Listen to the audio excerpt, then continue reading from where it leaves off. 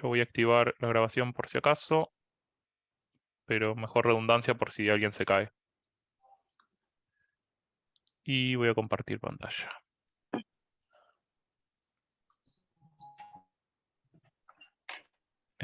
Avísenme si se me escucha bien y si se ve mi pantalla. Y empiezo. ¿Sí? Sí, se Sí, ya ve se bien. ve. Perfecto. Estaba Bueno, bien. ¿qué tal entonces? Buenas tardes, damos inicio. Primero que nada, no tengan miedo en preguntar o en usar el micrófono. La idea de que estemos contactándonos mediante Zoom es justamente tener la posibilidad de que puedan interactuar hablando, incluso pueden chatear si quieren o escribir preguntas. Está el resto del grupo va a poder leer y comentarnos lo que dicen en caso de que no tengan acceso o estén en un lugar muy ruidoso. Pero si no, no tengan miedo de prender la cámara o de hacer preguntas para hacer esto un poco más ameno. Bueno, lo primero que se pueden preguntar es quiénes somos. Somos toda esta gente que están viendo acá. Somos un grupo de personas que de formación estudiamos química y fuimos introduciéndonos a la temática de aprendizaje automático. Y la idea es que estamos tratando de generar más difusión a estas metodologías, dado que son cosas bastante novedosas y muy incipientes en lo que respecta a Latinoamérica, y en general hay muy poco material en español.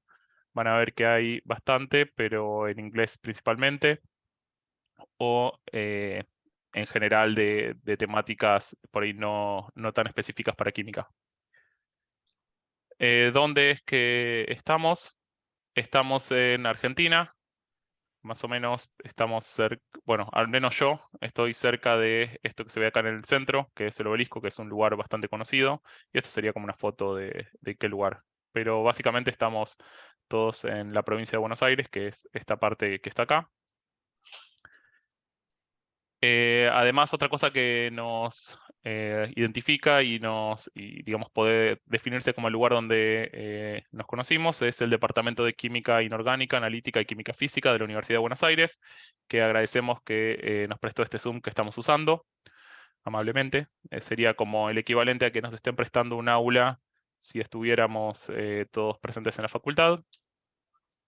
Y también varias personas de este grupo tienen lugar de trabajo o han tenido lugar de trabajo en el Instituto de Química Física de los Materiales, Medio Ambiente y Energía, que es un instituto donde se hace investigación en la universidad, dentro del departamento.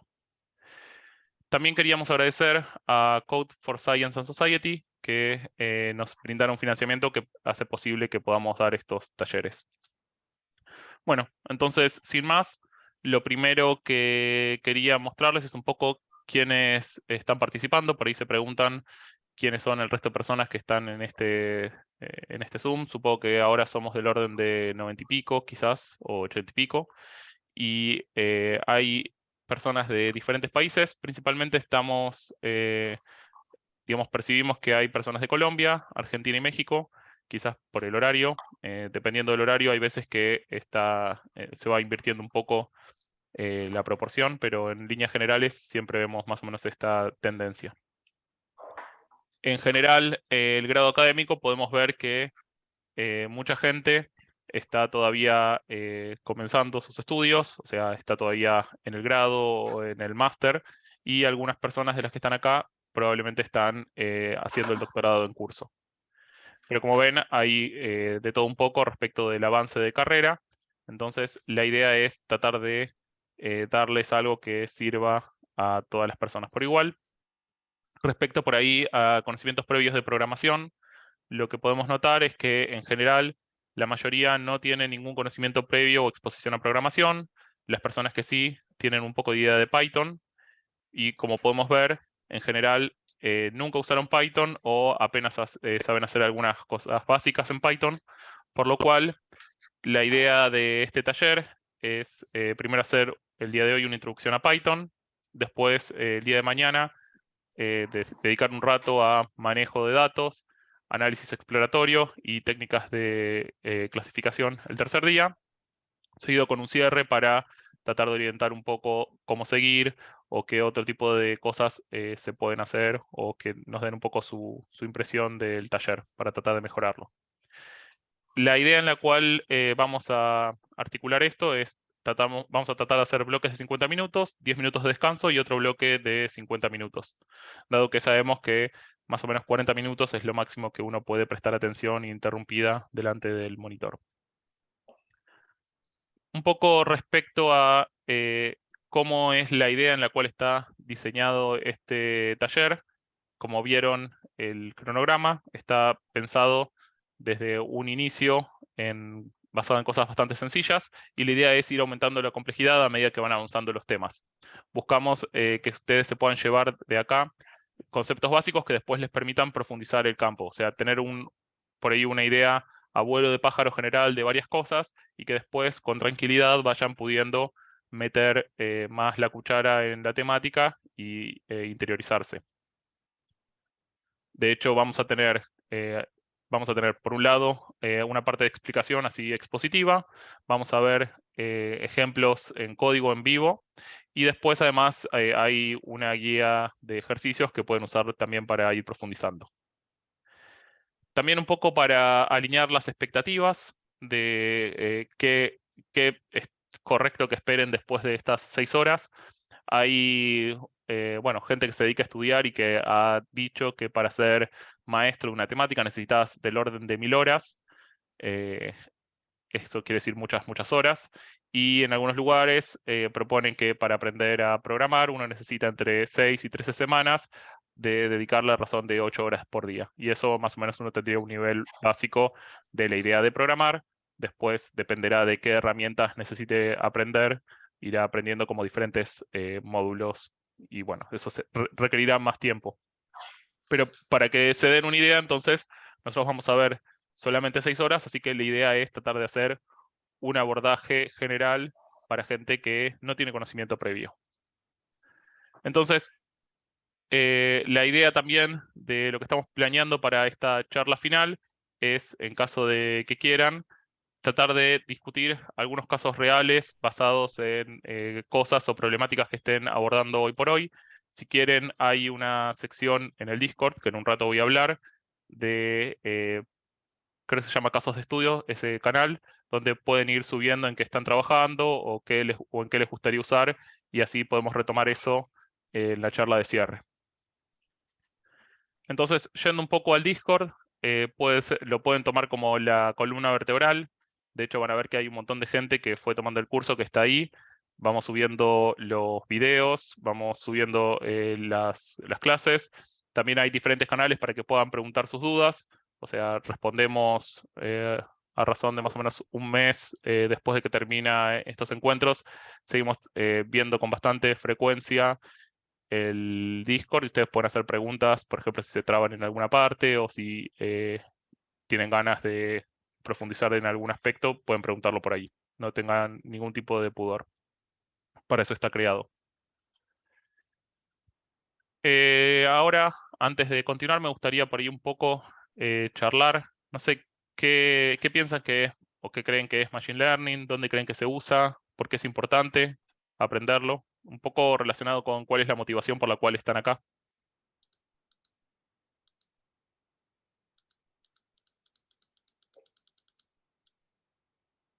Alguien, quien quiera, puede desmutearse y comentar un poco.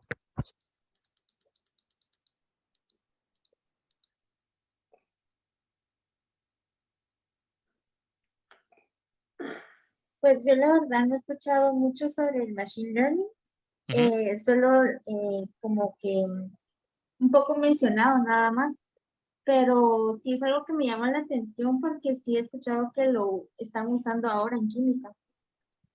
Pero, ¿escucharon, por ejemplo, inteligencia artificial? ¿Perdón? Inteligencia artificial, sí han escuchado hablar del uso o de lo importante que es la inteligencia artificial en el día a día.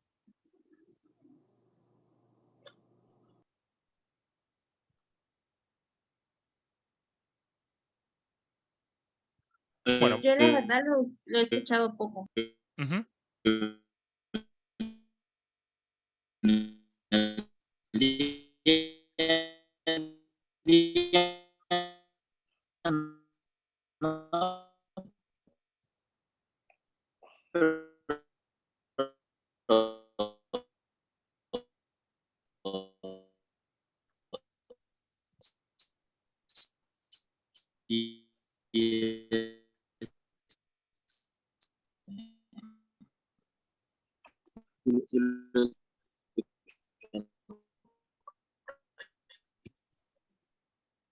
Perdón, yo no llegué a escuchar nada, se cortó mucho. No sé si alguien escuchó correctamente. No, no se escucha. Ok. Bueno, por ahí no sé quién está hablando porque no tengo abierto, pero por ahí quiere escribir por el chat lo que le parezca, o no sé si alguien estuvo escribiendo por el chat al respecto. Acá dicen, una forma que las computadoras tomen información se entrena para luego que puedan hacer análisis por sí mismas. Sí, es bastante parecido a algo que, digamos, a lo que vamos a ver ahora en un rato. Y justamente parte de la idea o parte de lo interesante por lo cual está creciendo tanto este tipo de aproximación, estas formas de trabajar, tienen que ver con que es sumamente difícil poder muchas veces dominar o conocer exactamente cómo hacer el análisis de cierto tipo de datos. Entonces, dado que hay muchas veces relaciones ocultas dentro de estos datos, la idea es tratar de encontrar unas reglas o patrones ocultos dentro de estos datos que permitan entonces hacer interpretaciones o predicciones de estos datos o información que uno tenga. Y hacia ello vamos a ir en un rato. Entonces, como primera idea o motivación, por ahí para poner un poco más en la misma página, quienes no tienen tanta experiencia o nunca programaron en su vida, que es en general la mayoría de las personas acá, ¿qué es lo que tenemos que entender por programar? Programar es simplemente dar instrucciones a la computadora. Cuando yo era chiquito, en el primario, o sea, de las primeras formas en las cuales uno estudia acá de escolarización en Argentina, lo que teníamos era algo que se llamaba logos, que básicamente era un icono de una tortuga que uno le daba instrucciones para que avance hacia la derecha, hacia la izquierda, hacia arriba, y la idea es que a partir de esos pasos uno pudiera aprender cómo pensar diferentes problemas de forma lógica y poder aprender a programar. Por ahí un paso más en el futuro, en algo que vemos hoy por hoy, tenemos acá un juguete que se vende hoy en Japón, que se usa también con la misma idea de uno puede ir seteando secuencias lógicas y a partir de eso enseñarle a un niño de entre 3 y 5 años cómo llegar a hacer un programa a partir de ciertos pasos lógicos. Y en definitiva es lo que vamos a hacer. La computadora es un aparato, no tiene inteligencia propia y va a poder hacer lo que la entrenemos o la programemos para que haga. ¿Cuál es el problema de esto? ¿O dónde está la dificultad? La dificultad es que no siempre sabemos cómo hacerlo. O sea, por ahí sí sabemos programar, pero no sabemos cómo se comportan exactamente nuestros datos. Y es ahí a donde estamos yendo. Y es la diferencia entre cómo es la programación clásica y el aprendizaje automático o machine learning. Por un lado tenemos la programación clásica, que la idea es, nosotros tenemos un conjunto de datos que queremos analizar y necesitamos conocer las reglas que dominan el proceso o un modelo que las conecta, y de esa forma podemos hacer predicciones y tener respuestas de cosas futuras que van a pasar. ¿Está bien? Esto tiene que ver con, por ejemplo, supongamos en química analítica, vino alguien iluminado, puede haber sido algún método o el proveedor de algún equipo, que me da una curva de calibración y me dice exactamente cómo es que se comporta este sistema, y directamente con esa regla, la curva de calibración y mis datos, puedo sacar nuevas respuestas a matrices desconocidas. Ahora bien, el aprendizaje automático, la cuestión que tiene es que yo no conozco estas reglas, estos patrones conectan a mis datos porque son por ahí muy complejas como para poder descomponerlas de forma sencilla. Y entonces lo que hago es, por un lado, combino los datos que tengo de interés y por otro lado la respuesta de ellos. Utilizo estos algoritmos de aprendizaje automático, estos métodos, y eso me permite obtener el conjunto de reglas para después hacer nuevas predicciones. Una vez que tengo las reglas, directamente puedo hacer predicciones, es decir, generar nuevas respuestas a datos a los cuales no entrené mis modelos. ¿Sí? ¿Hasta acá alguna duda? No, todo bien. Excelente. ¿No? Bueno, entonces lo siguiente, o por ahí tratando de llevar esto un poco más a algo menos abstracto, la idea de Machine Learning o aprendizaje automático van a ser estas técnicas que nos van a permitir que la computadora aprenda a partir de experiencia, ¿sí? Es decir, de datos, cómo resolver un problema para el cual no fue explícitamente programada para resolver. Es decir, es justamente esto que estamos describiendo. No tengo que saber a priori cómo es la ecuación que relaciona todos estos cientos o miles de parámetros que tengo. Simplemente puedo, dado algún algoritmo, encontrar alguna buena solución para ello. Básicamente, otra forma de verlo es que Machine Learning va a predecir el futuro basado en el pasado, basado en los datos que yo tenga. Entonces, si nos centramos en lo que más vamos a trabajar en este curso, que es datos tabulares, es decir, datos que están en tablas, vamos a tener diferentes columnas que van a ser los atributos o variables independientes. Puede ser, por ejemplo, no sé, cantidad de residuos sólidos, pH, absorbancia, concentración, lo que nos interese. Y después vamos a tener una columna que va a ser justamente la respuesta, clase que queremos etiquetar o valor que tiene el experimento en cuestión, por ahí el rendimiento. Y esa es la variable dependiente o output, lo que nos interesa tratar de ajustar. Y vamos a tener diferentes muestras o análisis, entonces eso va a formar una tabla, y a partir de esa tabla la idea es tratar de encontrar una función, ¿sí? Una f de x, que tome todos estos atributos, todas las columnas, y me genere la predicción de cuáles serían estas clases. ¿Está bien? Entonces, la idea general, como ven, es bastante intuitiva para la mayoría de los que están acá presentes y de los que están acá presentes, porque hacemos esto muy a menudo en química. Por ejemplo, cuando hacemos una curva de calibración. Cuando hacemos una curva de calibración queremos correlacionar absorbancia con concentración de diferentes analitos. Entonces tenemos los analitos que pueden ser X, lo que queremos determinar, y absorbancia, que es la respuesta. Y una vez que tenemos cuál es esta función que relaciona uno con el otro, podemos hacer predicciones.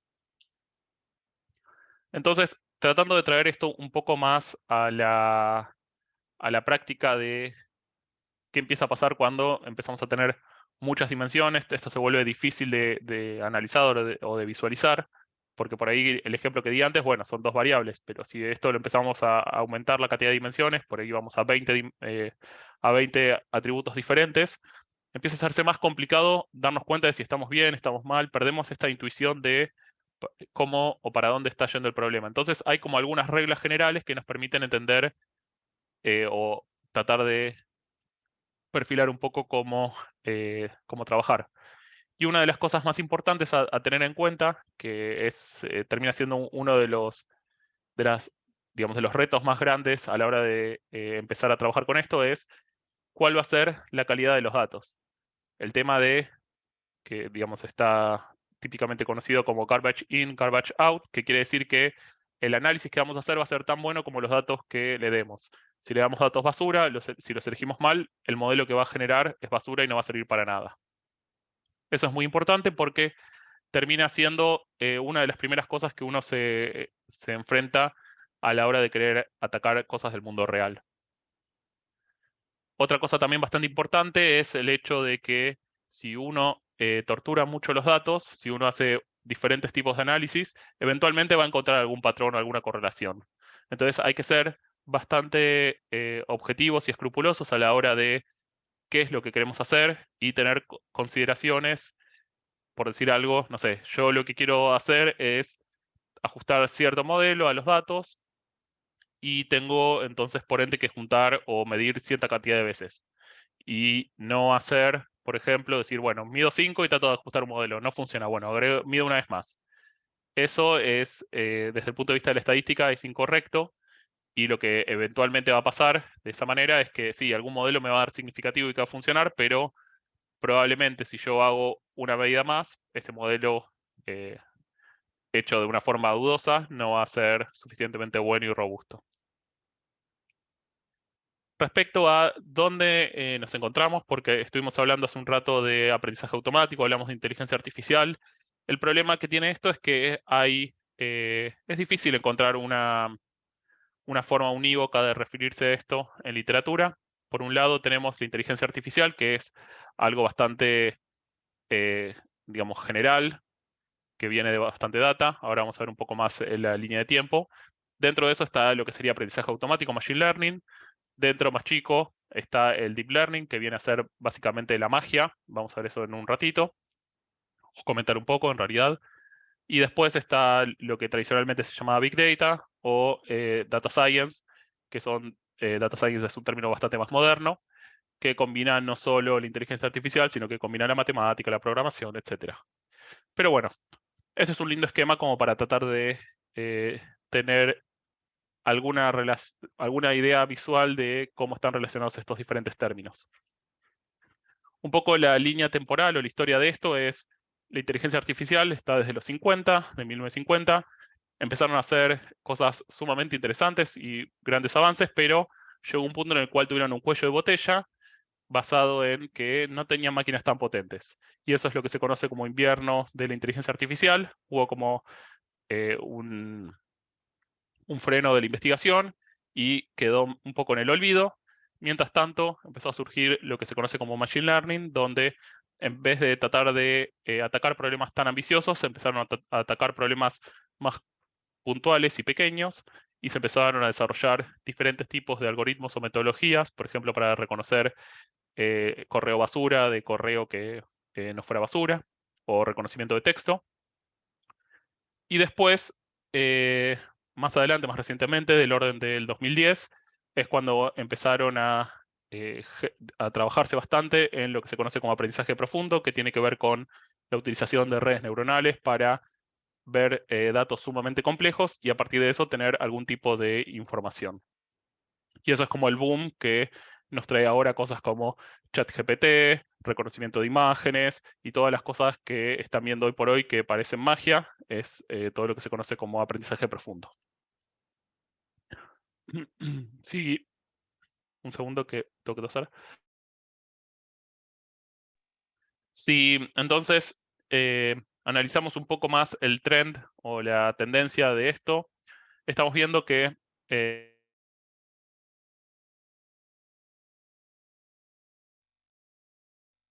Disculpa, Diego, te estás muteado. ahora, Ahí está, ok, bien. perdón, me olvidé de desmutearme, justo estaba tosiendo.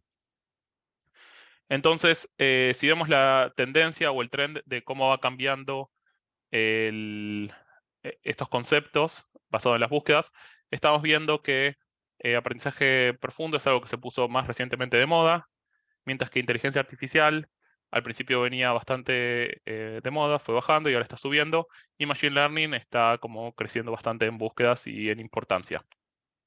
Y tiene que ver con todo esto que seguramente escucharon, que uno puede tener sueldos muy grandes y resolver todo tipo de problemas utilizando inteligencia artificial o machine learning. Pero bueno, la realidad es que como cualquier cosa, nada es gratis o fácil, sino que hay que dedicarle bastante tiempo como para poder atacar problemas del mundo real. Y por ahí un poco en eso de problemas del mundo real, lo que generó como una especie de despertar de este tipo de tecnologías o metodologías fue cuando en 2012 empezaron a trabajar con redes de nuevo y lo que lograron hacer básicamente es mejorar lo que hasta el día de hoy era el mejor clasificador de imágenes del momento. O sea, cambiaron un poco lo que se estaba usando o la estrategia que se está usando hasta ese momento, utilizando redes neuronales y lograron mostrar que había algo muy interesante para explotar ahí.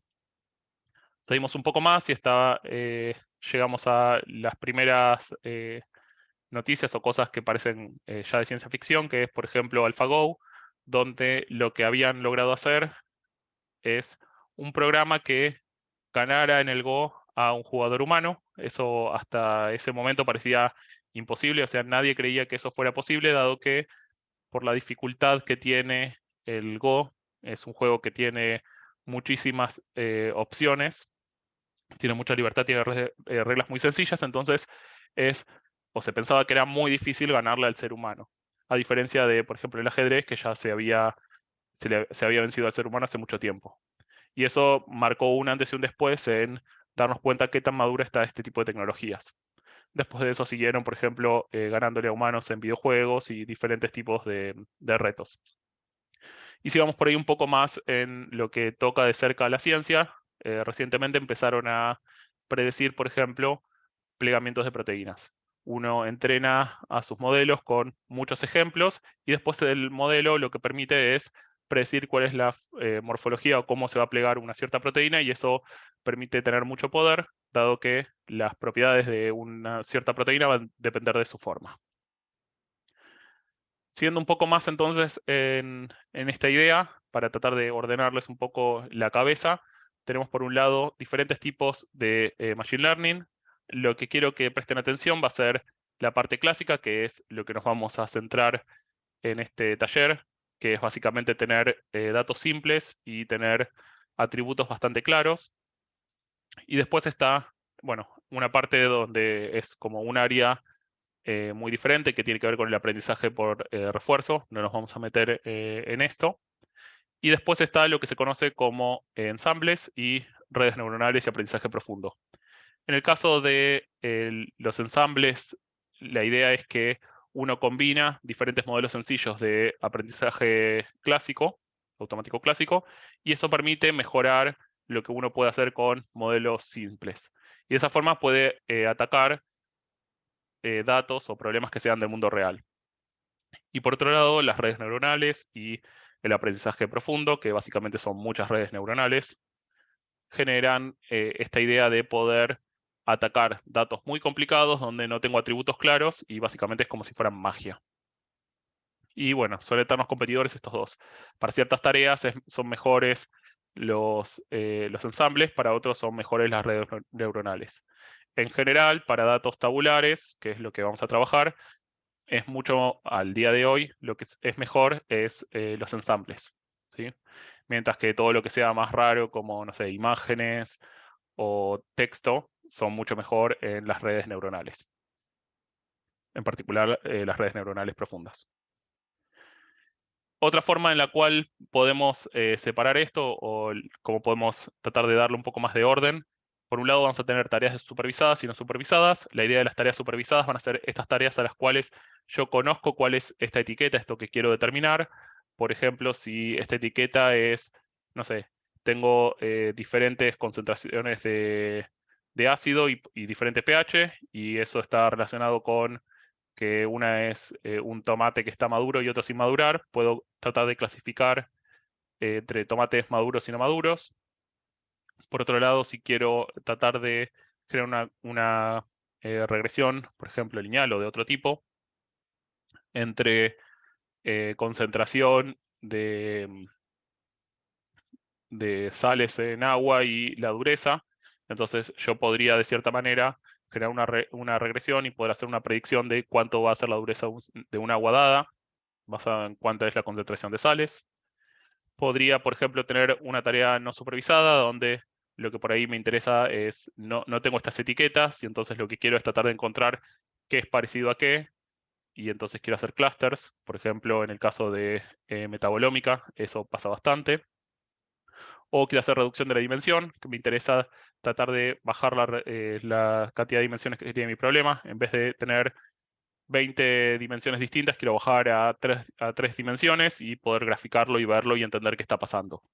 O por ahí hacer reglas de asociación entre diferentes tipos de elementos y reglas que hay entre mis datos. Una cosa que podemos ver es que si empezamos a poner cuáles son los métodos más populares de las diferentes, los algoritmos más populares que hay en Machine Learning, vamos a encontrar que hay muchísimos. Realmente hay muchos, todos son importantes. ¿Y por qué justamente pasa que todos son importantes? Y tiene que ver con que, dependiendo del tipo de problema que tenemos, va a haber uno que va a ser mejor que otros. No hay un único algoritmo que sirva para todo, tenemos que decidirlo en base al tipo de datos que tenemos. ¿Está bien? Si tengo alguna duda, por favor, deténganme.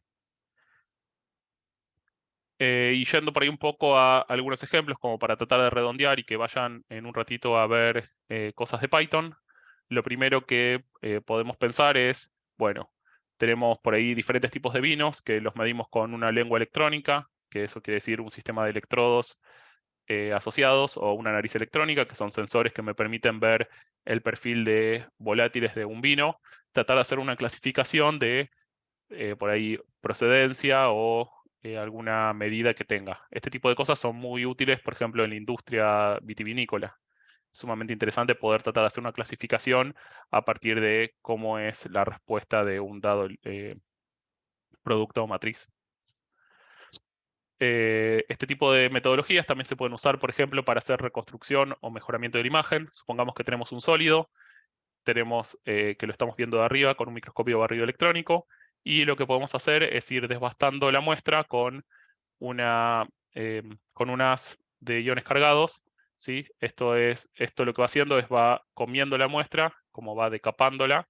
Entonces lo que podemos hacer después es ir sacando diferentes fotos a diferentes alturas, y después podríamos reconstruir la imagen y tener una imagen topográfica de alta resolución de la muestra en cuestión. También empiezan a haber software comerciales que hacen retrosíntesis, es decir, uno le dice qué tipo de compuesto quiere hacer, y entonces Merck te dice qué le tenés que comprar para llegar a hacer esa síntesis. Merck está vendiendo una solución donde hace retrosíntesis para llegar a metodologías de síntesis a partir de sus propios productos que venden. ¿Está bien? Es interesante, pero bueno, te limita a solo usar productos de Merck. Otra cosa que se está avanzando bastante es la aceleración de cálculos computacionales. La idea es que uno lo que hace es hacer un método que tenga mucha precisión a la hora de hacer un cálculo computacional.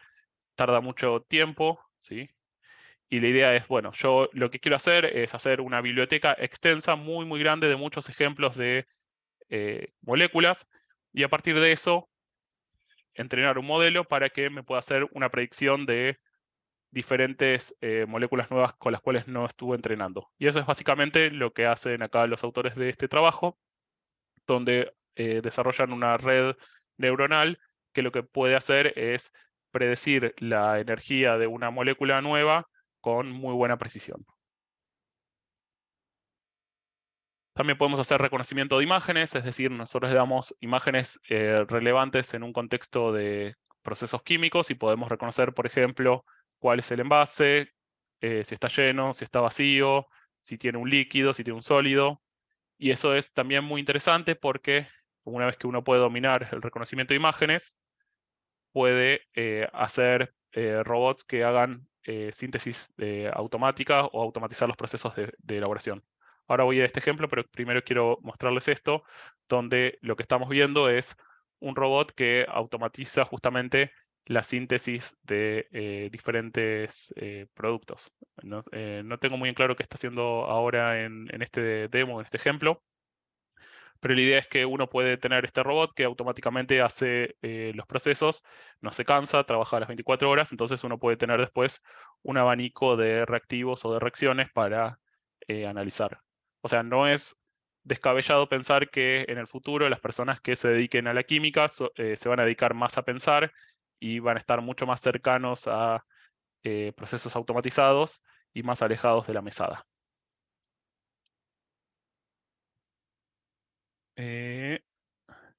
Y una cosa que quería comentarles un poco, por ahí si conocen ChatGPT, esto es un poco más viejo que eso, es del 2021, pero OpenAI sacó un programa que permite justamente a partir de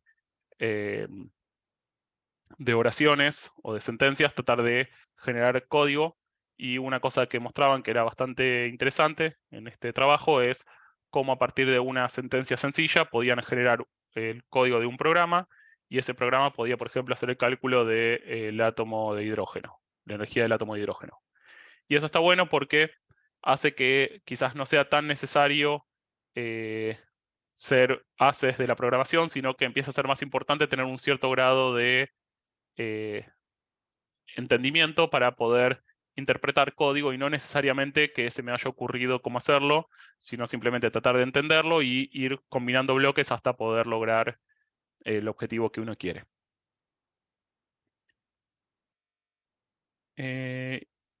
Bueno, a modo de conclusión, para cerrar un poco esto, la idea entonces de Machine Learning, o lo que les quiero que les quede en claro, es que es una herramienta con mucha potencialidad, perdón, con mucho potencial en el campo de la química. O sea, hay muchísimas posibilidades para usarlo. Pueden usarlo para, por ejemplo, hacer mejoras de determinaciones o clasificaciones de un método dado, un método que quieren desarrollar. Y también hay un amplio grado de posibilidades relacionado con automatizar o guiar procesos nuevos que hoy por hoy estamos trabajando desarrollando. Bueno, no sé si tienen alguna pregunta. Dejo de compartir pantalla. ¿Alguna consulta? Hola, yo, Walter.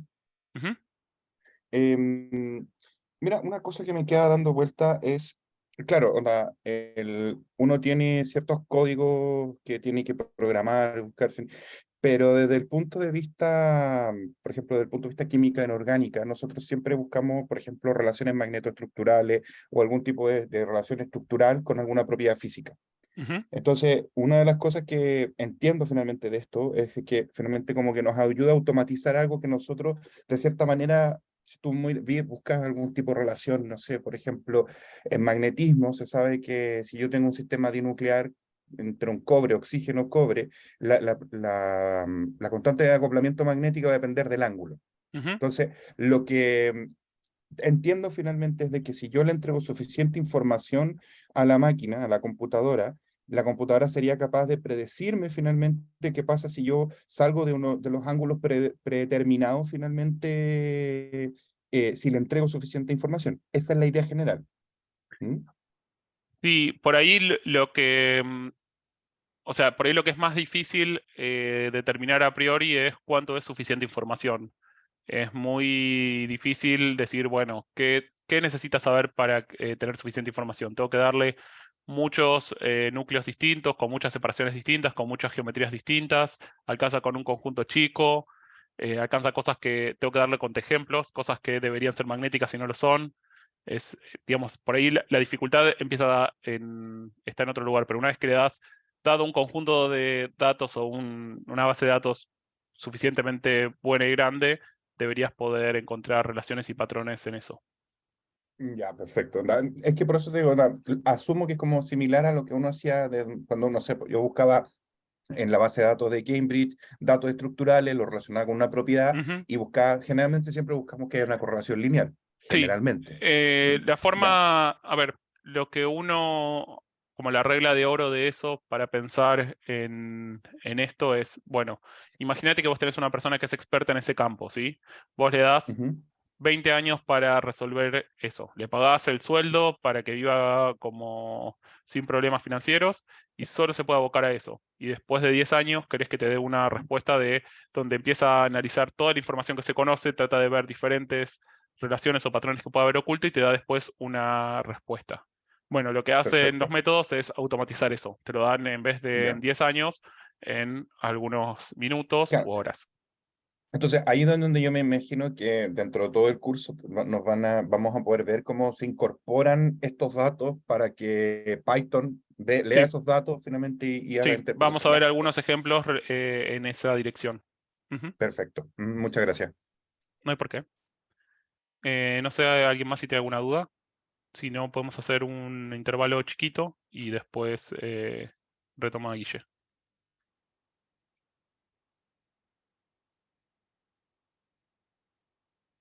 Bueno, Guille, no sé a qué hora querés volver. ¿Volvemos en 5:10? Dale, si quieren, como quieran, sí. En 10, si les parece, volvemos y hacemos Dale, todo de una. así pueden estirar las piernas o tomar un vaso de agua si necesitan. Y retomamos. Dale, Dale, listo. me Entonces, muteo entonces. Quedamos igual acá. Gracias. Seguimos en 10 minutos.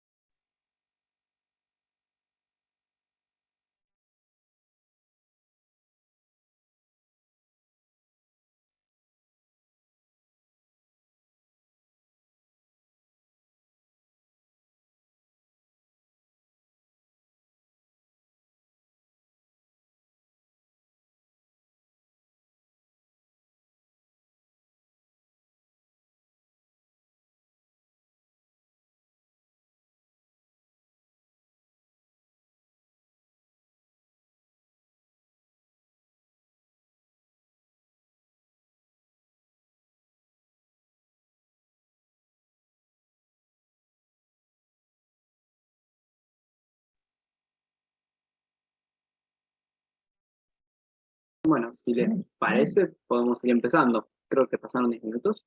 Sí, yo creo que sí. Dale nomás.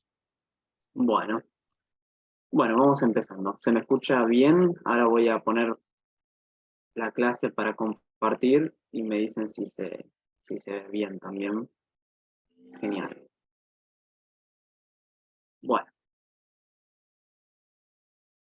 Bueno, muchas... hola a todos. Me llamo Guille y lo que vengo a explicar en esta clase, en esta introducción, es justamente eso, una introducción al lenguaje de Python. La idea de esta clase sería dar las herramientas necesarias para la gente que nunca usó Python antes, capaz a las personas que sí ya estuvieron usando y ya tienen algo de conocimiento, sean cosas que ya saben, pero para los que nunca programaron bueno, quieren seguir con el curso, les va a servir esta clase más que nada para también hablar todos el mismo idioma, ¿no? Y entender a qué nos referimos cuando hablamos de variables o de funciones o de librerías y cosas por el estilo. Así que bueno, nada, voy a empezar. Cualquier duda que tengan me pueden interrumpir, como dijo Diego, no hay ningún problema. Abren el micrófono o escriben en el chat. Yo capaz no estoy tan atento al chat, pero los chicos sí van a estar, así que cualquier cosa me avisan. Y bueno, nada, vamos a empezar. Vamos a empezar por lo básico entonces, que es, a ver si me anda. Bien. ¿Por qué estamos hablando de Python? ¿Por qué queremos usar Python como lenguaje de programación para trabajar con Machine Learning o con aprendizaje automático? Básicamente la gracia de Python es que es un lenguaje de código abierto que generalmente para los que están empezando programación es un poquito más sencillo porque tiene como muchas sintaxis y muchas funciones integradas y armadas por la comunidad que generan que cómo escribir el lenguaje sea mucho más intuitivo y capaz más sencillo y con menos código, menos palabras que en otros lenguajes un poquito más complejos. Por eso generalmente muchos químicos, mucha gente de ciencia que no sean programadores en sí, comienzan a programar usando este lenguaje. Y aparte, bueno, aparte de ser más sencillo, tiene, como es muy famoso, como lo usa mucha gente, justamente lo que tiene es que es muy popular. Como es muy popular, eso está bueno, aparte de que sea lenguaje de código abierto, porque como tanta gente lo usa, hay un montón de información sobre cómo usarlo, tanto que hay muchas funciones en librerías, muchas librerías de todo tipo, como bueno, justamente para hacer aprendizaje automático. Hay muchas comunidades de Python en el cual generan documentación para entender cómo funciona. Por ejemplo, acá yo puse la página de Python de documentación, bueno, la puso Diego en su clase y yo le agregué esta de Stack Overflow, que es una página muy conocida donde se resuelven un montón de dudas de errores que pueden surgir cuando se está haciendo un código. Generalmente, por lo menos yo como programador, no puedo hablar para todos, pero saber programación no es saber hacer todo absolutamente, sino que muchas veces es saber cómo buscar el problema en Internet y cómo solucionarlo dependiendo de lo que digan este tipo de páginas, por ejemplo. No me acuerdo cómo hacer una función re específica. Siempre se puede ir a Internet, particularmente esta página sirve para eso, es un foro, donde se resuelven un montón de dudas. Entonces, bueno, lo bueno de Python es esto, que tiene mucha documentación, muchos ejemplos, una comunidad muy grande de personas, eh, y conferencias que hablan de cómo funciona y, bueno, se pueden justamente resolver todas esas dudas. Entonces, en principio, por eso nos gusta usar Python a los químicos para hacer Machine Learning y para hacer un montón de problemas de ciencia de datos. Podría ser cómo graficar, cómo trabajar con tablas, un montón de las cosas que generalmente muchos hacen en Excel, también se podrían hacer en Python, y cosas más complejas todavía.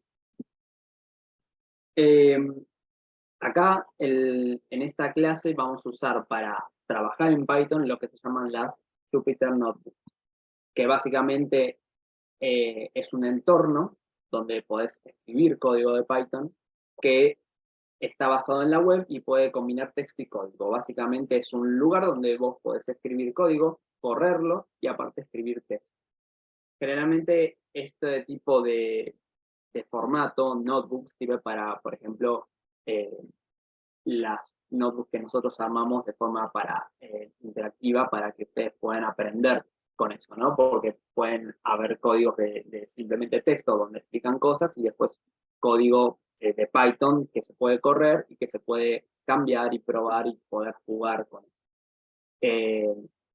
Eso es una de las formas más sencillas de explicar también Python, así que en esto nos vamos a basar en nuestras notebooks y nuestras clases. Particularmente en Google, en el Drive, hay un entorno que se llama Google Colab, que básicamente te da de forma online ¿cómo se dice? Un entorno de Jupyter Notebook, tipo Jupyter Notebook, donde podés trabajar sin haber descargado nada. No necesitas descargar ni Python, no necesitas descargar ni librerías, ni funciones, ni nada por el estilo, y por eso se puede utilizar de forma relativamente sencilla. Se ejecuta usando el sistema operativo que tengas, y bueno, justamente lo sencillo de eso es que no necesita ninguna instalación. Solamente necesita internet, que bueno, eso es lo único necesario en este caso. Pero bien, si están en esta clase de Zoom, supongo que tendrán internet, así que eso vamos bien. Bien, ¿qué entendemos por programación? Entonces, ya sabemos cómo vamos a programar, en qué entornos y qué herramientas. ¿Qué entendemos por programación? Básicamente, como había dicho Diego, lo que hacemos en la programación es dar instrucciones a la computadora, ¿no? Y de forma un poquito más específica podríamos decir que podemos definir ciertos valores en la computadora, como números o letras o palabras, y aplicamos operaciones sobre esos números, que después nos devuelven algún resultado. Por ejemplo, nosotros podemos guardar datos en lo que llamamos variables. En Python, ahora les vamos a explicar bien cómo, podemos generar lo que se llaman variables con el nombre que nosotros querramos, que básicamente funcionan como cajas.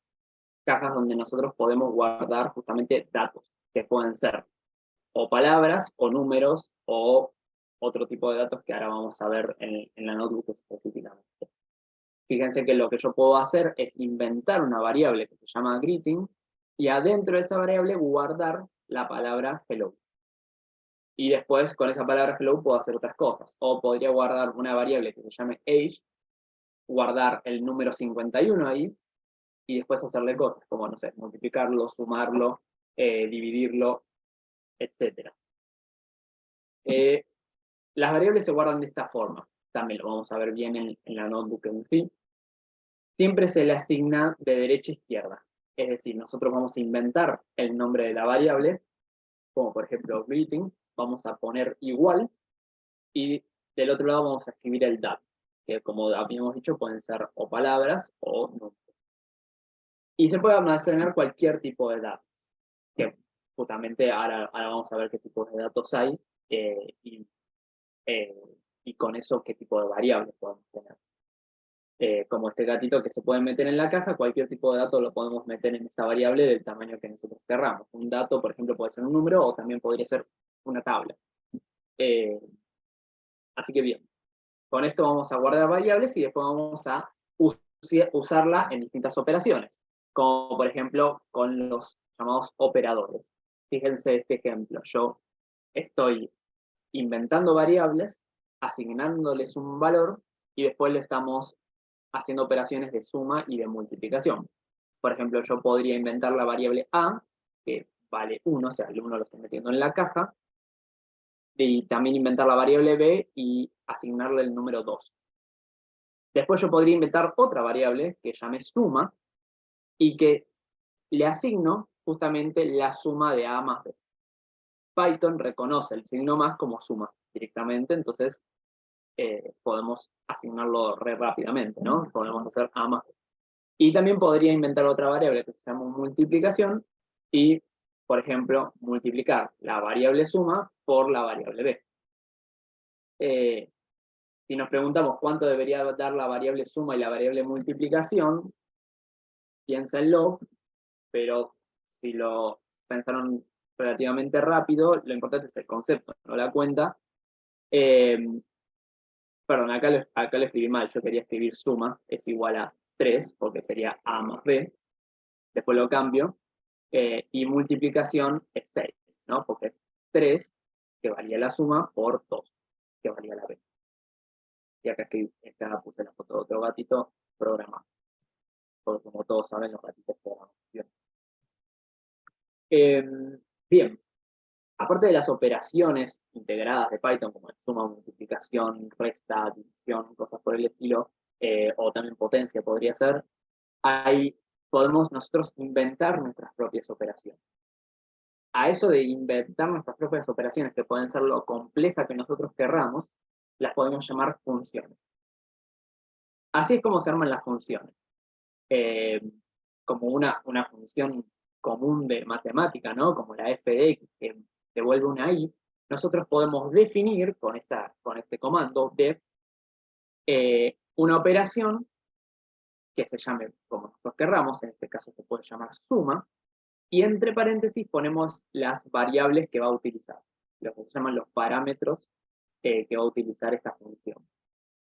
Fíjense que defino el nombre de la operación suma y la cantidad de variables que va a utilizar.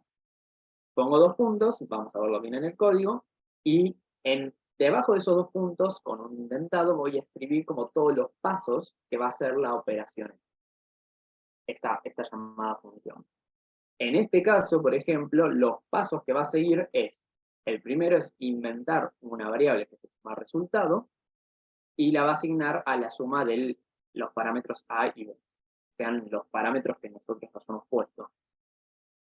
Cuando invente esa variable, resultado, y haga la suma, después nos va a devolver, igual que la f de x nos devuelve la y, nos va a devolver el valor de la variable resultado. Entonces, fíjense que acá está el ejemplo. Defino la función suma con los parámetros a y b, defino la variable que va a inventar dentro de esa función y la devuelve. Y si yo, por ejemplo, en otra parte del código quiero usar esta función suma, podría escribir directamente la palabra suma, como lo escribí acá, los valores ahora de las variables, de los parámetros que yo quiero utilizar, como 1, 3, y cuando le ponga enter, me debería esta función devolver lo que haya escrito yo como paso de mi función, que fue sumar 1 más 3, inventar una variable resultado y devolverme esa variable. Por lo tanto hizo eso, ¿no? 1 más 3, que dio 4. Esto puede ser, como dije, lo más complejo que nosotros queramos, porque estos pasos pueden ser infinitos, al principio, ¿no? Podría ser que invente la variable resultado que sea la suma, y después la multiplique, y después la divide, y después, no sé, haga un millón de cosas, y después me va a devolver un resultado o varios resultados. Acá, la gracia de estas funciones es que nosotros podemos inventar cosas que no estén ya de por sí en el lenguaje de Python como integradas. Y lo podemos hacer dependiendo del conocimiento que nosotros tengamos, ¿no? Bien, acá esto es una cosa que ya un poquito hablé. Cuando nosotros hagamos código, justamente tener errores en el código es muy común, porque como la computadora sigue unas ciertas palabras, unas ciertas instrucciones, cualquier error mínimo que sean esas instrucciones, la computadora no lo va a entender y por lo tanto va a ocurrir un error. Generalmente los errores en Python son fáciles de resolver o son un poquito más fáciles que otros lenguajes, justamente por lo que habíamos dicho de toda la comunidad en Internet que existe. Aparte, siempre que haya un error, esos errores tienen un nombre, tienen un tipo de error y todo eso nos va a indicar el mismo programa del Google Colab, ya nos debería indicar qué tipo de error es y generalmente te explica qué error es. Por ejemplo, acá pusieron A igual a B y esta oración no tiene mucho sentido. ¿Por qué? Porque en principio pareciera que en este código la variable b no estaba definida previamente, no existía antes en el código. Entonces fíjense que acá nos explican siempre. Y si no entendemos igual, podemos escribir el error el nombre del error en Google y debería aparecernos la respuesta en alguna página. Así que no se asusten si tienen errores, eso va a ocurrir un montón, seguramente ocurra mientras yo estoy dando esta explicación, así que no se preocupen por eso. Ahora sí, lo que quería llegar. Hasta ahora vimos las funciones que nosotros podemos inventar. Hay algunas veces que queremos hacer cosas que son tan complejas y que no tenemos el conocimiento de programación necesario para hacer una función tan compleja como lo que querramos hacer, que vamos a utilizar lo que son las librerías. Es más, ya por default seguro que vamos a usar librerías en todo lo que hagamos de programación que tenga alguna función que sea útil. Las librerías son básicamente conjuntos de código que ya está armado por gente que sabe muy bien programar y que ya está en internet y que están verificadas por todos los usuarios, ya que es un código abierto, que tienen funciones integradas. Funciones que pueden ir desde cosas muy sencillas, como suma, resta, multiplicación, división, a cosas muy complejas, como podría ser hacer un método de aprendizaje automático. O, por ejemplo, hacer un gráfico. O, por ejemplo, hacer una tabla. Y hacer funciones con esta tabla. Las librerías nos van a ser muy útiles y lo bueno de Python es que tiene librerías muy buenas, muy utilizadas y muy completas. Así que, bien. Esa es como la gracia, que venga como en una cajita, te venga un montón de funciones recontra útiles que ya las inventó otra persona. Entonces, bueno, eso lo vamos a utilizar un montón. ¿Por ahora hay alguna duda? Pregunto por las dudas. Hola, buenas, gracias Guillermo, Walter acá. ¿Eso Bueno, significa entonces que no necesariamente son ayudas para escribir las ecuaciones que podemos necesitar, donde también vienen apoyos para poder crear las tablas y las gráficas que podemos necesitar? exacto, exacto. O sea, son ayudas en el sentido de que vos podés usar las funciones que vienen en la librería para hacer cosas y vos podés ponerle una función tuya que tengan integrado funciones de librería. Vos podés hacer cosas mucho más complejas. Pero sí, en sí son esos, son como ayudas que nos sirven para, por ejemplo, armar una tabla y también para, con esa tabla, hacer cosas. Va- Inventar ba- una nueva columna, multiplicar. Sí. Bajo este tipo de criterios, estas librerías también existirán esto que preguntaba antes, por ejemplo, cuando nosotros tenemos un set de datos de grande, me imagino que nosotros tenemos que cargarlo a la computadora. Entonces, existen esas librerías para ayudarnos finalmente a poder subir esos datos y hacer nuestra interpretación con un modelo o lo que sea. Exactamente. Por Ya, ejemplo, perfecto. la librería de pandas te sirve para trabajar con tablas en Python. Poner que vos tu tabla o tus datos los tengas en un formato de Excel o CSV, vos podrías, con la librería esta de pandas, subirlas en formato que entienda Python, que se llama DataFrame, y con eso podés hacer cosas. Y, por ejemplo, con otra librería que es scikit-learn, que ahora la vamos a ver, que sirve para funciones de aprendizaje automático, podés combinar las dos cosas. Con la librería Pandas, trabajar con tablas en Python, y con la scikit-learn, aplicarle un modelo de aprendizaje automático a esos datos. Perfecto. Entonces, sí, Muchas gracias, ¿se Guillermo. entendió? Bueno, no, de nada. Bien, entonces, ¿qué son las librerías? Bueno, y hay un montón, como había dicho. Esto es Python general y después hay algunas librerías que son como más generales, como por ejemplo NumPy, que nos sirve para hacer operaciones matemáticas. Un poquito más generales, como Matplotlib, que nos sirve para hacer gráficos, o Pandas, que nos sirve para hacer tablas, como recién habíamos dicho. Y otras cosas un poquito más generales y que se basan en las anteriores, como scikit-learn, que hace modelos de aprendizaje automático, o Seaborn, que no lo veo por acá, pero que utiliza Pandas y Matplotlib para hacer gráficos de forma más sencilla. O sea, usa tablas y rápidamente con la tabla puede armar un gráfico, con poco código sería. Acá voy a nombrar algunas. Por ejemplo, esta NumPy, que es una biblioteca para crear, básicamente la función es para crear vectores y matrices grandes, y sirve para un montón de cálculos computacionales matemáticos puros, y es muy completa y se utiliza un montón. Pandas, que como ya habíamos dicho, sirve para trabajar con datos en forma de tablas numéricas y series temporales. Acá yo voy, bueno, acá lo escribió Diego en realidad porque estas diapositivas están adaptadas de su clase. Hay varias, están todos los links a las bibliotecas, a las librerías. Lo bueno del Google Colab, que es el entorno donde vamos a trabajar, es que todas estas librerías ya las tiene integradas. Entonces, ahora vamos a ver cómo funcionan, pero no hay que instalarlas, las librerías estas. También tenemos la librería de Matplotlib, que sirve justamente para hacer gráficos, que pueden ser recontra complejos y de todo tipo, y pueden quedar muy bonitos en esta cosa. Y que bueno, como habíamos dicho, es como una extensión de NumPy. Por eso es como que están todas basadas en las anteriores. Y Seaborn, que también la nombramos, que también está construida a partir de Matplotlib, y está integrada para hacer gráficos con las tablas que trabajamos con Pandas. Ahora vamos a probar un poquito de todo. Y como también había dicho, Scikit-learn es una librería que tiene un montón de funciones que sirven para construir modelos de aprendizaje automático o de machine learning. Bien. Bueno, vamos a trabajar con eso y vamos a trabajar en Google Colab, que medio que tiene todo integrado.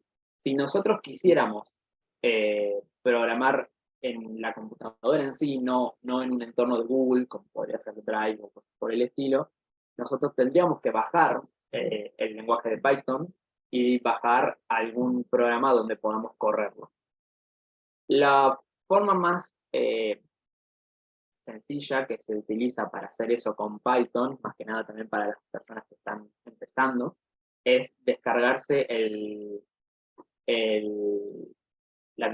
no sé si dice biblioteca, el conjunto de datos de Anaconda, que es un programa. Anaconda trae integrados Python, trae integrados programas para correr Python, y aparte trae integrados un montón de las librerías que nosotros recién utilizamos. Está justamente eso, está orientado a simplificar la instalación y la administración de las librerías que nosotros conocemos. Exacto, un framework. Pero bueno, nada, si ustedes quisieran descargar Python en su computadora y trabajar en la computadora, una forma muy sencilla de empezar a hacer eso es descargando todo este programa de Anaconda, que trae un montón de cosas ya integradas. Por ejemplo, yo siempre que programo trabajo con este programa. Así que bien, esto es aparte. Ahora sí, después de toda esta introducción, podemos empezar a ver las notebooks en sí y a ejecutar código de Python. Así que bien, vamos a empezar con eso, a ver si puedo dejar de compartir. Voy a seguir compartiendo, pero compartir ahora la notebook. Avísenme si se está viendo la notebook o si sigue viendo la presentación. Bien, genial. Voy a aumentar un poco el tamaño para que se lea un poquito mejor. Estas notebooks después nosotros se las vamos a pasar, creo que ya se las pasamos por el Discord, para que ustedes puedan justamente jugar con esto y trabajar. Van a poder cambiar el código, van a poder sumar códigos y aparte pueden leer todas estas especificaciones. Claro, también podrías usar Visual Studio para correr Python. Si vos tenés descargado el Python y tenés descargado el Visual Studio, también podrías utilizarlo para trabajar ahí. Eso no viene con todas las librerías de Anaconda, pero vos podrías ir instalando una por una, si quisieras, las librerías necesarias que vos quisieras usar. Como por ejemplo, seguramente tengas que instalar Scikit-learn. Eso igual sigue siendo sencillo. Se puede instalar en internet, hay un código donde te indica cómo instalar la librería que quieras utilizar. Y te descarga como todas las funciones. Pero bueno, en principio creo que lo más sencillo para trabajar, al menos en este curso, es el Google Colab. Entonces, bien, vamos a trabajar un poquito todo lo que estuvimos viendo. Antes de empezar con esto, consulto si hay alguna duda más.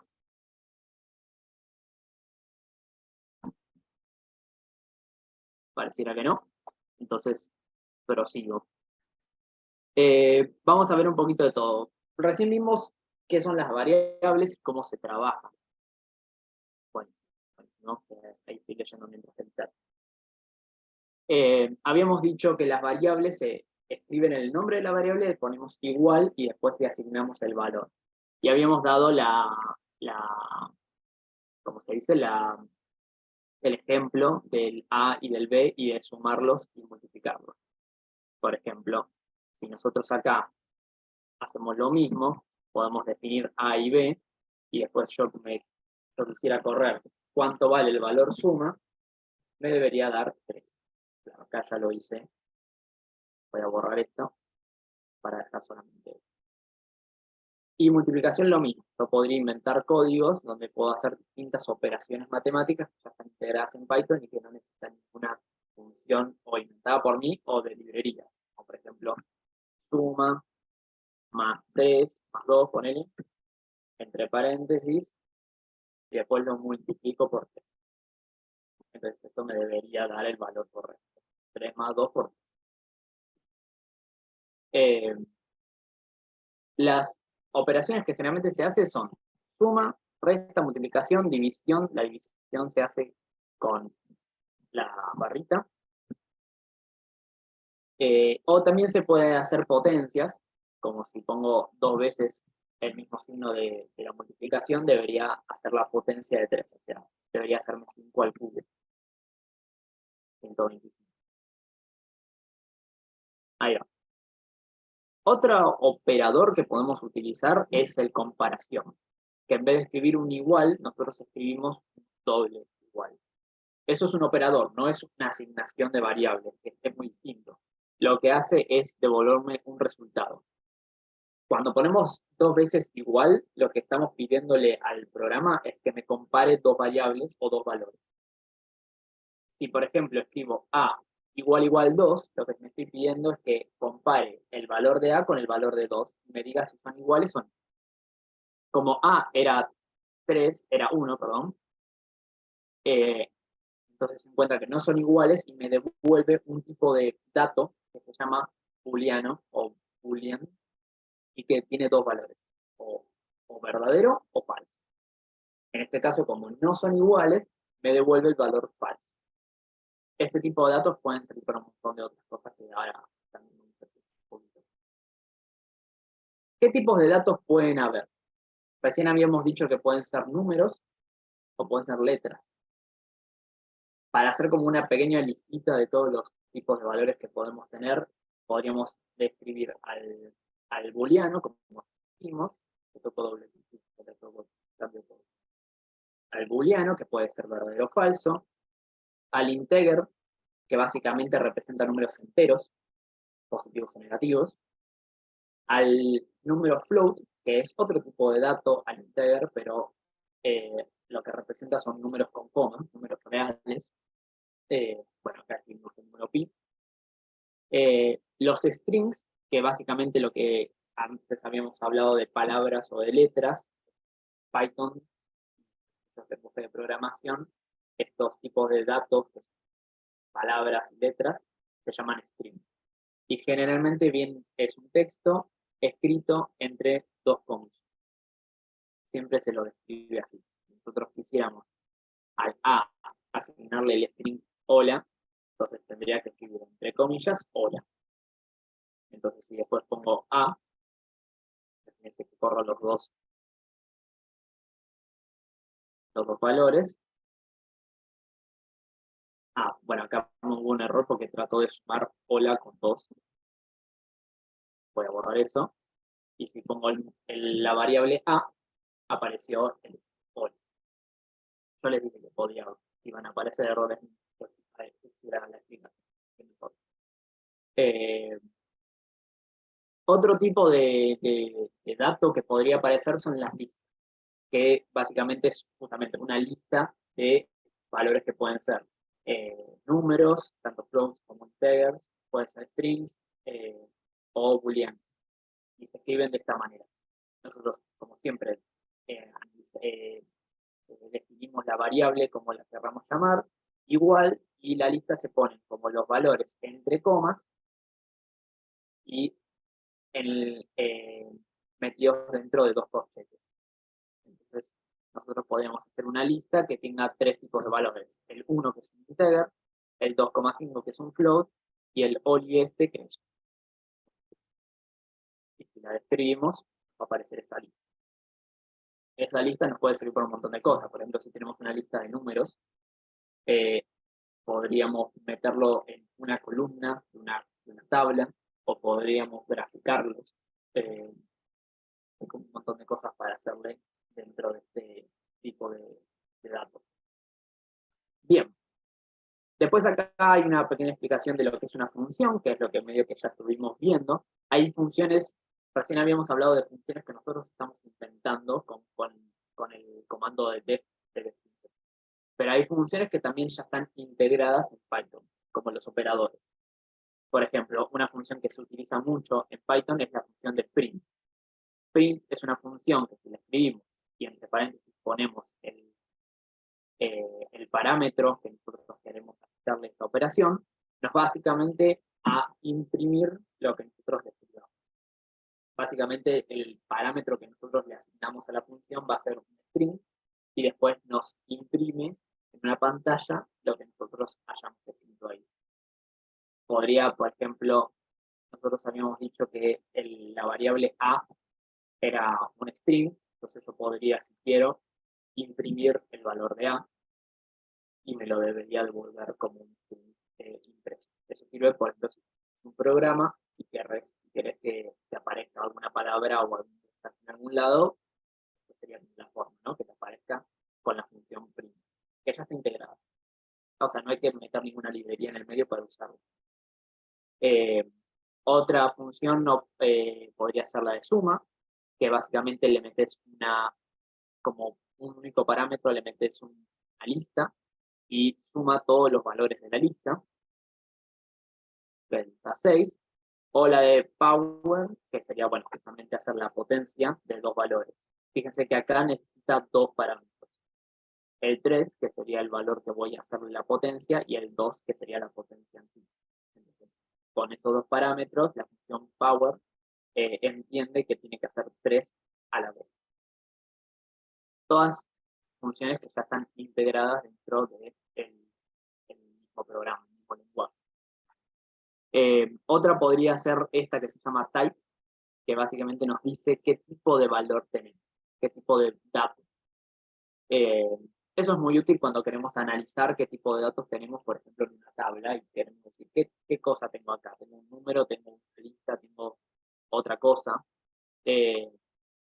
Bueno, esto nos puede indicar, por ejemplo, si ponemos el type del valor 5, no sé qué es un integer, pero si ponemos el type de la variable a, que ya habíamos definido desde antes, nos debería devolver, porque es justamente una palabra, ¿no?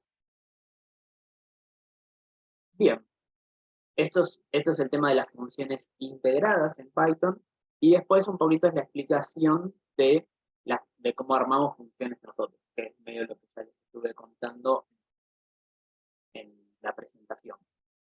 Por ejemplo, acá en la suma, esta es la misma función que habíamos visto antes. Si pusiéramos como parámetros el a y el b, podríamos decirle que en la función a los parámetros a y b los sume, invente la variable result y después nos devuelva ese valor. Entonces hacemos la suma de 8 y 2, nos debería devolver la suma exacta. Pero a esto también podría decirle que haga cosas más complejas, como que haga otra variable que se llame resultado 2, por ejemplo. Realmente lo podría escribir así con un guión bajo para que se entienda bien. Y que a la primera variable result nos las multiplique por 5.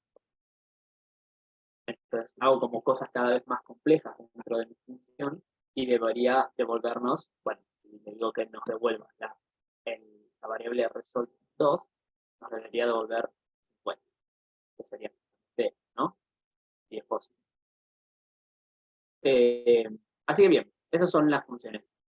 Estoy capaz yendo medio rápido en esta parte porque es lo que ya expliqué, pero igual deténganme si tienen alguna duda o si algo queda medio en el aire.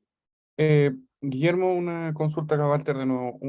Sí, como en Fortran, que se pueden escribir, ¿cierto? Cuando creo que puedes escribir, no sé si eran gato o asterisco, puedes escribir código que no se aplica. Aquí también se puede utilizar código que no se aplique, que no se ejecute, o todo lo que yo escriba dentro de estas líneas de código se va a ejecutar. Como me lo digo así como de ayuda a memoria o de recordando, o le pongo mejor la opción texto.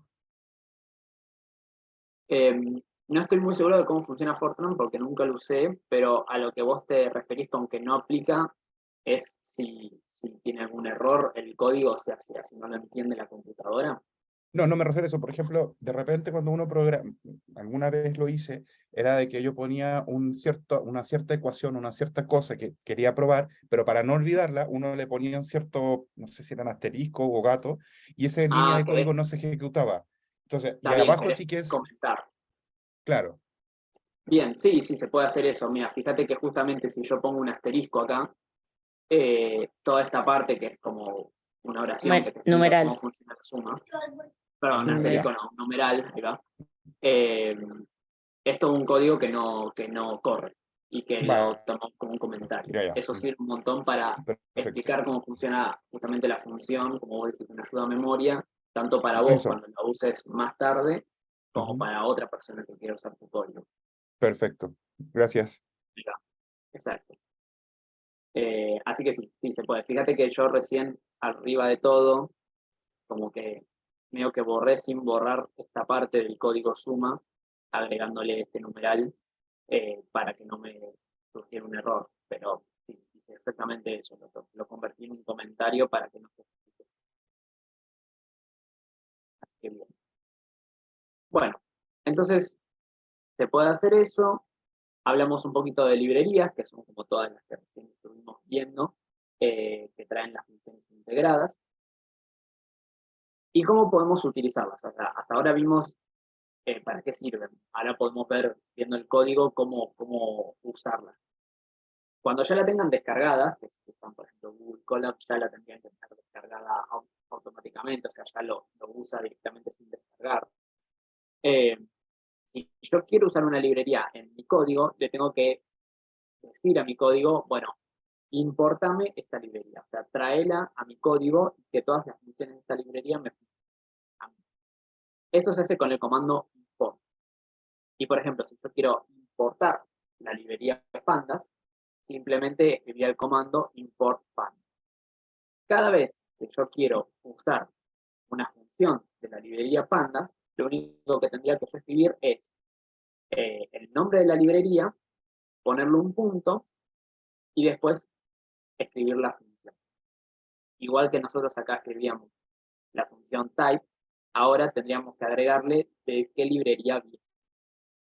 Pues pondrían pandas, punto, la función está readCSV, que no le puse ningún parámetro, pero esto es una función que lo que hace es agarrar un archivo CSV de la computadora y lo puede leer como tabla que Python pueda entender y que Python pueda trabajar. Ese tipo de tablas lo vamos a utilizar mucho y por eso voy a enfocarme un poquito en lo que son ese tipo de tablas, que son las llamadas data frames. Las data frames son también un dato que entiende en la librería Pandas, básicamente, para hacer operaciones que se funcionan como una tabla, sería una tabla de entonces esto lo vamos a utilizar mucho, tanto para analizar datos como para graficar los datos. Ahí estoy viendo una pregunta en el chat. No, se importan iguales, por ejemplo en Visual Studio. Se importan iguales, lo único que si estás usando eso, capaz previamente deberías descargar la librería ahora, que se escribe con el código pip y después la librería. Eso podés verlo, cada librería como tiene su forma de descargarse y se puede ver en la función. Pero sería lo único que necesitas aparte. Después, cuando ya la tengas la librería en tu computadora, haces lo mismo. Entonces, bien, podemos importar pandas. Fíjense que acá voy a dar unos ejemplos. Si puedo importar pandas y escribo este pedacito más de código que dice aspd. Eso para lo que me sirve es simplemente para como como achicar el nombre de pandas, y cada vez que quiero llamar una función de pandas, en vez de escribir la palabra pandas, escribo pd. Es simplemente para hacer el código un poquito más cortito y sencillo de leer. Entonces estoy importando dos librerías, pandas y Seaborn. Pandas me sirve para trabajar con data frames, o sea, con tablas, y Seaborn me sirve para graficar estas tablas. Así que vamos a cargar una tabla específica y vamos a trabajar un poquito con esto y vamos a ver algunas funciones de manipulación. Por ejemplo, lo que voy a hacer primero es cargar una tabla y le voy a asignar una variable. La variable la voy a llamar df por dataframe y la tabla la voy a cargar con una función de Seaborn. Justamente la librería de Seaborn tienen como unas funciones integradas que sirven para cargar tablas ya armadas de datos. Eso nos sirve básicamente para descargar o usar una tabla que ya venga armadita y que tenga datos lindos y que nos sirva para probar otros códigos, ¿no? Son como datos armados. Que en este caso, por ejemplo, en el curso nos va a servir para eso. La función para cargar una librería, una tabla de la librería Seaborn es load dataset. Y el parámetro que nosotros escribimos acá es el nombre de la tabla.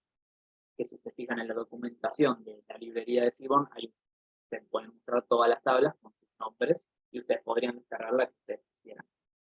Esta nos va a servir justamente para hacer algunas operaciones y probar cosas. Entonces, bien, ponele que tenemos nuestra tabla que se llama TF. Una cosa que probé acá fue escribir el tipo de variable que es df. Como yo esperaba, el tipo de variable es un data frame porque es una tabla con tipo pandas, ¿no? que sirve para usar con pandas. Cuando yo escribo type, fíjense que me aparece que es un data frame. Eso simplemente para probar que estén todo bien. Ahora sí, cuando nosotros tenemos nuestra tabla, podría yo escribir el nombre de mi variable, que es una tabla, el df, y correr el código y me debería aparecer cuál es la tabla. Y me aparece esto. Me aparece una tabla con 3 columnas. Una que es la Y, que tiene 2 números, otra que es la X, que tiene otros números, otra que es una columna que se llama dataset, que fíjense que tiene 4 números romanos. El 1, el 2, el 3 y el 4. Eso solamente se los nombro para que se entienda cómo es mi tabla, ¿no? Con la que voy a trabajar. Y aparte tiene la columna que no tiene ningún nombre, pero que en realidad tiene el nombre determinado de index. Perdona, Guillermo, Sí, dime, una consulta. No me queda claro cuál es la línea de comando con la cual tú seleccionas los datos. Es decir, por lo que estuve mirando, tú tienes que igual subir los datos al Drive y desde ahí finalmente te los va a leer Google Colab. O sea, no se podría subir datos al mismo Google Colab para agarrar datos tuyos, pero acá lo que estoy ¿Ya? haciendo es descargar los datos directamente de la librería de Seaborn. Ya, pero la tabla esa viene entonces incorporada dentro de ese dataset. Sí, el dataset es una tabla. Entonces, Ah, ya, y eso ya viene exacto. prescrito en el ejemplo que tú estás dando. Sí, Ya, ya viene. No salió de la nada, sino que salió de como tablas que ya tiene guardada la librería de Seaborn para que los uses para probar funciones. perfecto, gracias. Bueno, cuando yo escribo entonces este data frame, me aparece cuál es la tabla que yo voy a utilizar, que tiene estas 3 columnas, ¿no? Más la columna del índice, que siempre te viene como predeterminada, empezando en 0 y terminando en el último número, dependiendo de la cantidad de líneas que tenga. Entonces, bien, teniendo esto, vamos a probar algunas funciones.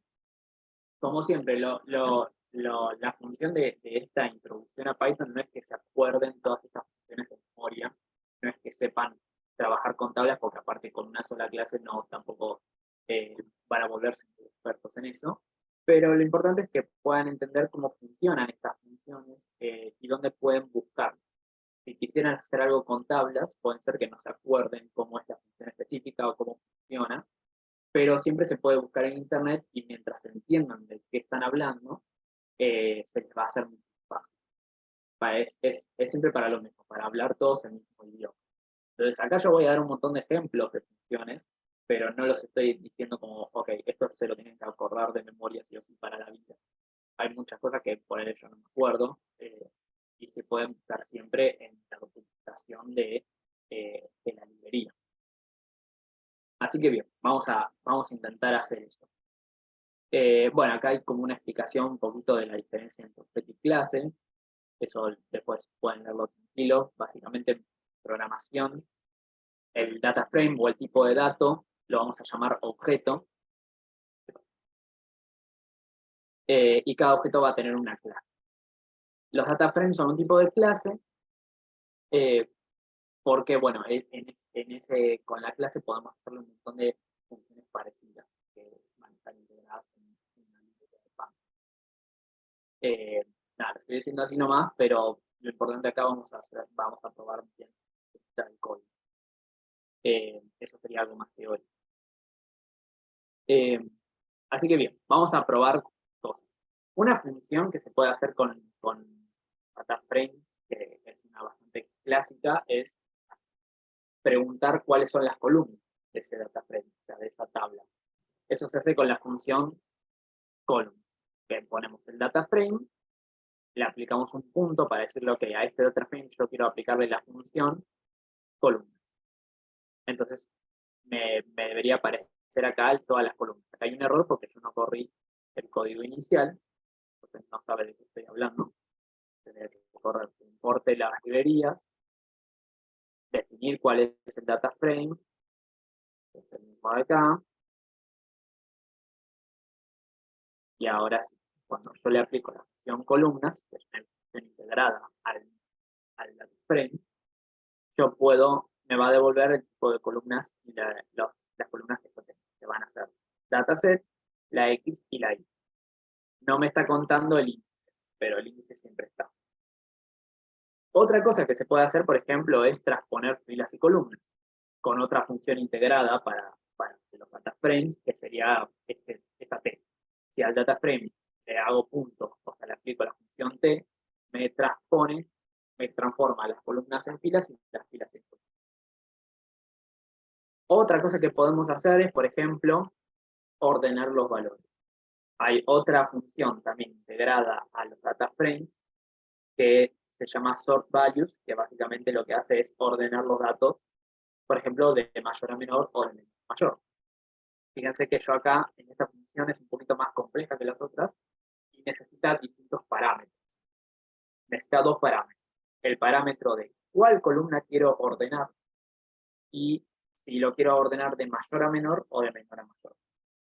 En este caso lo estoy ordenando de menor a mayor, o sea, ascendentemente. Y fíjense que me reorganizó toda mi tabla dependiendo de la X, de la X más chica a la X más grande. El índice es el mismo que antes, por eso ahora está todo desordenado, pero la X ahora está desde el número más chico al número más. Otra cosa que se puede hacer con los data frames es seleccionar una columna y trabajar con esa columna sola. Por ejemplo, si yo pongo esto, el data frame, y entre corchetes pongo qué columna a mí me interesa, yo voy a crear con eso una variable que acá llamé dfx, que sea solamente la columna X. Eso ya no se le dice data frame a ese tipo de dato, tipo de variable que sea una sola columna, sino que se le dice series. Pero que básicamente se comporta muy parecido a lo que es un data frame de una sola columna. Yo lo veo básico. Entonces podría definir en la variable dfx, el tipo es una serie, y si yo lo corro, debería aparecerme solamente la columna X. Fíjense que me aparece el índice, que es el mismo de siempre, y los valores de la X. Sin nombre de columna porque es una única columna. Bien, otra cosa que podemos hacer es seleccionar los rangos de filas según su índice. Podríamos decirle, ok, quiero agarrar solamente las filas del índice 0 al índice 3, entonces me agarra las primeras 3 filas. Eso nada, esto se puede hacer, por ejemplo, si quieren agarrar una parte. Podríamos combinar las dos acciones previas, o sea, agarrar un rango de fila y agarrar unas columnas específicas y decirme, ok, con esta función, por ejemplo, con .lock, yo digo, quiero las filas del índice 5 a 9 y solamente las columnas X e Y. Entonces como que medio que combino las dos cosas, ¿no? Como que lo voy recortando la tabla para lo que quiera, para lo que quiera hacer. Y otra cosa que también es importante que se puede hacer con las tablas y con las columnas en sí, es definir qué parte de la columna yo quiero dependiendo de cuánto vale el parámetro. Por ejemplo, si yo acá escribo que solamente la serie X, o sea, el DF, para la columna X única, quiero solamente los valores que sean mayores a 8. O sea, todos los valores que en la columna X valgan mayor a 8. Lo que me va a devolver es una serie, o sea, una data frame de una sola columna, que tenga todos valores booleanos. Me va a decir, ok, los valores que tengan el valor true, verdadero, van a ser valores filas de la tabla en las cuales el valor de X es mayor a 8. Y los que son falsos serían números menores a 8 para la columna X. ¿Esto para qué me sirve? Más que para ver esta columna de true y false, me sirve para filtrar la propia tabla. Con esta función, con esta forma de escribir el data frame, yo puedo hacer un filtro de mi tabla y puedo decirle, lo que yo quiero es mi data frame y con un corchete donde voy a poner el filtro. Mi data frame con solamente las filas que valgan verdaderas para este booleano. Es decir, quiero solamente mi tabla con las filas en las cuales la X valga mayor a 8. Fíjense que lo que hago es escribir entre corchetes el filtro que yo quiero tener para mi data frame, que es el mismo que escribí acá arriba. Ese sería como el filtro, y acá le estoy diciendo quiero mi data frame con este filtro. Me quedo con un data frame más cortito, pero que solamente tiene X mayores a 8. Podríamos hacer eso, y una cosa que vamos a hacer, que ahora vamos aparte a graficar, va a ser hacer lo mismo, hacer un filtro, pero en vez de escribir que la X sea mayor a 8, voy a escribir un filtro que haga que la columna dataset tenga los valores de 1 en números romanos. Como habíamos visto antes, hay como algunas filas que la columna dataset tiene el valor 1, otras filas que tienen el valor 2, otras que tienen el valor 3 y otras que tienen el valor 4. Eso está dado por una razón, particularmente en esta tabla, que es que cada uno de esos datasets son justamente conjuntos de datos distintos y que nosotros podríamos separar usando estos filtros. Podría, por ejemplo, definir una nueva variable que sea un nuevo data frame que tenga un filtro y que mi filtro sea que para la columna dataset solamente quiero las filas en que en esa columna valga el número romano 4. Entonces fíjense que lo que hago es agarrar solamente las filas de la tabla que tiene el número romano 4, lo filtro a mi dataset, entonces genero un dataset más chiquito solamente con las filas esas, y aparte defino la variable que va a ser ese dataset más ya filtrado. Cuando yo agarro este dataset chiquito, que llamé DF4, lo puedo correr y me debería aparecer solamente la parte de la tabla que en la columna dataset tuviera el valor 4. Ahí veo a un chat, pero es para lo del link de las notas. Eso van a estar en el Discord. Así que bien, fíjense que con esto podría, por ejemplo, separar mi tabla en 4 tablas distintas, dependiendo de cuál sería el valor de la columna dataset. Y con eso, por ejemplo, podría hacer gráficos. Ahora sí, vamos a ver rápidamente cómo usamos la librería de Seaborn para hacer gráficos. La librería de Seaborn también tiene sus funciones integradas y funciona para hacer eso, para agarrar data frames y graficarlos. Por ejemplo, si aplico la librería Seaborn, que yo la había como escrito el nombre más chiquito como SNS, y le aplico la función scatterplot de la librería Seaborn, debería generarme un gráfico de scatter, o sea, de puntos. Y fíjense que como parámetros yo podría describir un montón de cosas que quiero graficar, cómo las quiero graficar. En el parámetro X puedo escribir qué valores quiero que estén en el eje horizontal. En el parámetro Y escribo qué valores quiero que estén en el eje vertical. Y en el parámetro data quiero aclarar cuál es el data frame que yo voy a graficar. Entonces fíjense lo que hago. En el parámetro data agarro el data frame que yo ya tengo. Y digo, ok, quiero graficar el data frame que yo llamé DF.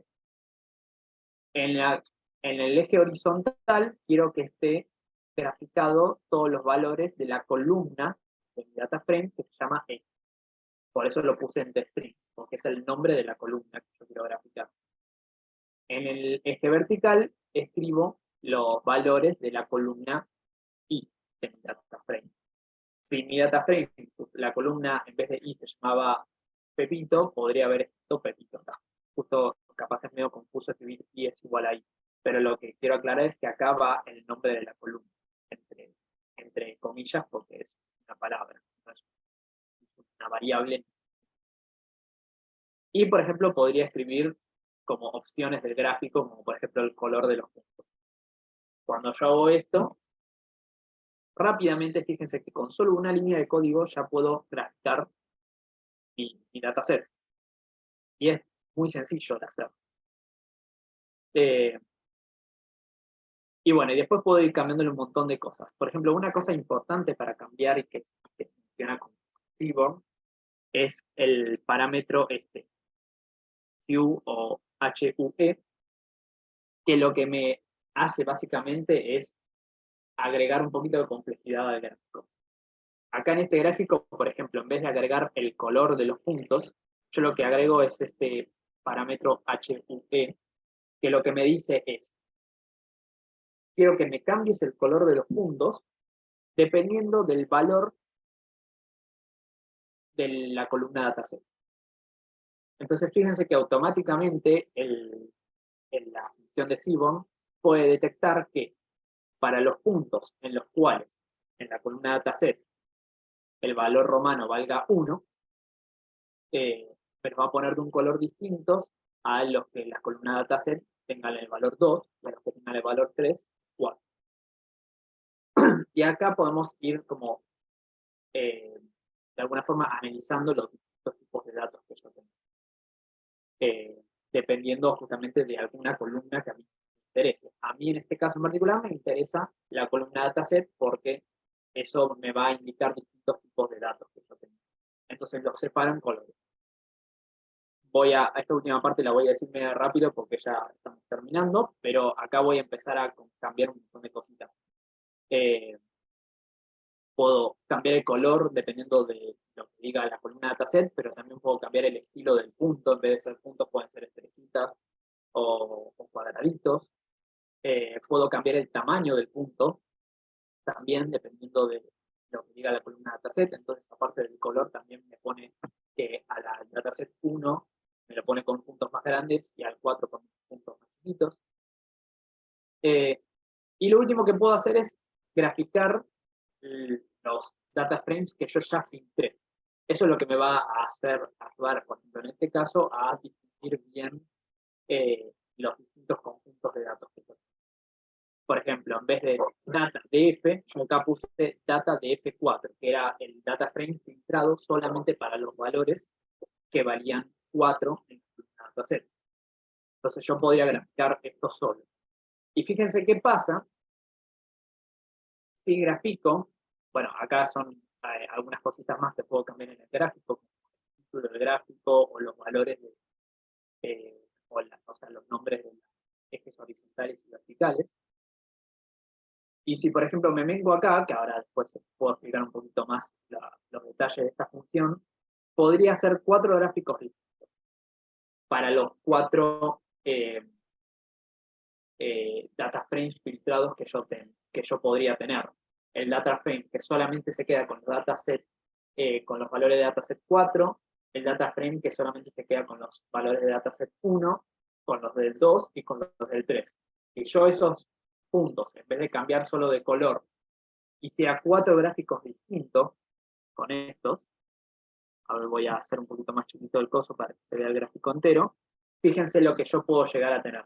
Puedo llegar a tener 4 gráficos distintos que ahora puedo analizar de forma mucho más sencilla. Y particularmente este dataset que nosotros descargamos de Seaborn, fíjense que la columna me estaba distinguiendo justamente distintos conjuntos de datos que se comportaban distintos. Solamente si agarro los datos del dataset 1, van a tener este gráfico que podría, si quisiera, ajustarlo de alguna manera que me interese. Con el dataset 2, por ejemplo, podría ver que puedo ajustarlos con una curva. Los del dataset 3 podría ajustarlo con una línea, y los del dataset 4 parecía que todos valen más o menos parecido, pero también podría ser que, como acá hay un outlier, no se vea bien la función de este gráfico. La gracia de todo esto es eso, que yo puedo trabajar con mi tabla, puedo filtrarla, trabajar con partes de mi tabla y analizarla.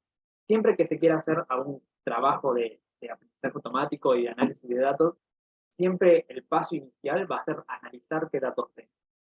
Para eso, en principio, podríamos no usar funciones de aprendizaje automático o de Machine Learning, sino simplemente tratar de visualizar nuestros datos y diferenciarlos según lo que yo tenga y según mi criterio. En este caso fue sencillo porque ya era una tabla que ya venía armada, entonces si separamos justamente con la columna que me decía dónde separar los datos, ya me estaba indicando como cuáles son las 4 funciones distintas de esta tabla. Pero con todas estas funciones, muchas más que pueden existir, nosotros podemos hacer un análisis detallado de todos nuestros datos y graficarlos y analizarlos de forma correcta. Recién cuando se tenga eso, podemos empezar a tratar de trabajarlos con métodos de aprendizaje automático. Esa sería como la idea. Disculpen si fui medio rápido en la última parte. Y sí, los notebooks ya están en Discord. Así que van a estar todos compartidos. Mismo el notebook que está en el Discord es más completo que este. Tiene un par de cositas más para que lo puedan leer tranquilos. Y bueno, cualquier duda que tengan pueden escribir al Discord. Eso sería. Pueden dejar de compartir. Bueno, muchas gracias, Guille. No sé si tienen alguna otra duda. Si no, cortamos la... Voy a cortar igual la grabación por si acaso.